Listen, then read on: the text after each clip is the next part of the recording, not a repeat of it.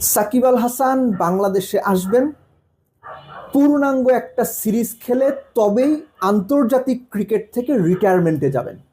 একটা বিদেশি পডকাস্টে সাকিব আল হাসান নিজেই এটা বলেছেন, এবং সেখানে তিনি বলেছেন যে আমি প্রথমবারের মতো এটা রিভিল করছি, টেস্ট, ওয়ানডে, টি-20 একটা পূর্ণাঙ্গ সিরিজ খেলে তবেই আমি রিটায়ারমেন্টে যাব, এবং সেজন্যই আমি ক্রিকেটটা খেলে যাচ্ছি।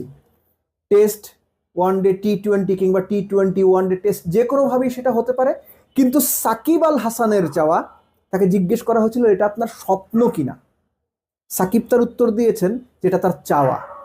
তিনি দেশের মাটিতে একটা পূর্ণাঙ্গ সিরিজ খেলে তবেই রিটায়ারমেন্টে যাবেন, এবং সেজন্যই নাকি এখনো পর্যন্ত তিনি ক্রিকেটটা খেলে যাচ্ছেন। সাকিবের এই চাওয়া পূর্ণ হবে কি হবে না সেটা আমরা জানি না।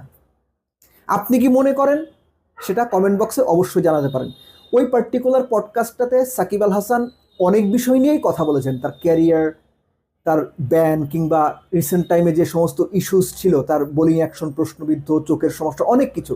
তো এর মধ্যে ইন্টারেস্টিং ব্যাপারটা হচ্ছে এইটা যে সাকিব আল হাসান নিজেই বলছেন যে তিনি এখনো পর্যন্ত কোনো ফরম্যাট থেকেই অফিসিয়ালি রিটায়ারমেন্টে যাননি, এবং বাংলাদেশের জার্সিতে বাংলাদেশে পূর্ণাঙ্গ সিরিজ খেলে ইন্টারন্যাশনাল ক্রিকেট ক্যারিয়ার শেষ করার আশা এখনও সাকিব জিয়ে রেখেছেন, এবং তিনি বলেছেন তিনি বাংলাদেশে ফিরবেন। তার ক্রিকেট ক্যারিয়ার প্রায় শেষের দিকে, এটা স্বাভাবিকভাবেই মানে না মেনে নেওয়ার কোনো কারণ নাই, এবং তিনি রাজনীতিতে মনোনিবেশ করবেন, মাগুরার মানুষের জন্য কাজ করতে চান, পলিটিক্স করতে চান, এই বিষয়গুলো তিনি সেখানে বলেছেন। এবং আরেকটা ব্যাপার আমার কাছে ইন্টারেস্টিং মনে হয়েছে যে সাকিবকে জিজ্ঞেস করা হয়েছিল যে তার ক্রিকেটিং ক্যারিয়ারের একটা বেস্ট মোমেন্ট যদি পিক করতে হয় তাহলে তিনি কোনটা পিক করবেন। এত বড় একটা ক্যারিয়ার, এরকম গ্লোরিয়াস একটা ক্যারিয়ার থেকে একটা মোমেন্ট পিক করা তো difficult. Shakib cricket playing wise বা ক্রিকেট খেলার মধ্যে থেকে জাস্ট 2019 বিশ্বকাপটা পিক করেছেন, হুইচ ইজ আন্ডারস্ট্যান্ডেবল। বাংলাদেশের যে কোনো ক্রিকেটারের বিশ্বকাপে গ্রেটেস্ট এভার পারফরমেন্স, এবং সাকিব যে ওই বিশ্বকাপে মানে প্লেয়ার অফ দ্য টুর্নামেন্ট যে হন নাই, এটাই অনেকটা বিস্ময়ের। কিন্তু আরেকটা ব্যাপার যে সাকিব বলেছেন, যেটা ক্রিকেট খেলার বাইরে, সেটা হচ্ছে অনূর্ধ্ব 15। অনূর্ধ্ব 15 যখন জাতীয় দলে প্রথমবার তিনি ডাক পান, 30 জন ক্রিকেটারের সামনে যখন অনূর্ধ্ব 15 জাতীয় দল ঘোষণা করা হয়েছিল, সাকিব আল হাসানের কাছে নাকি তিনিই এটা বলেছেন যে ওটাই নাকি তার ক্রিকেটিং ক্যারিয়ারের বেস্ট পসিবল মোমেন্ট কিংবা সেরা মুহূর্ত।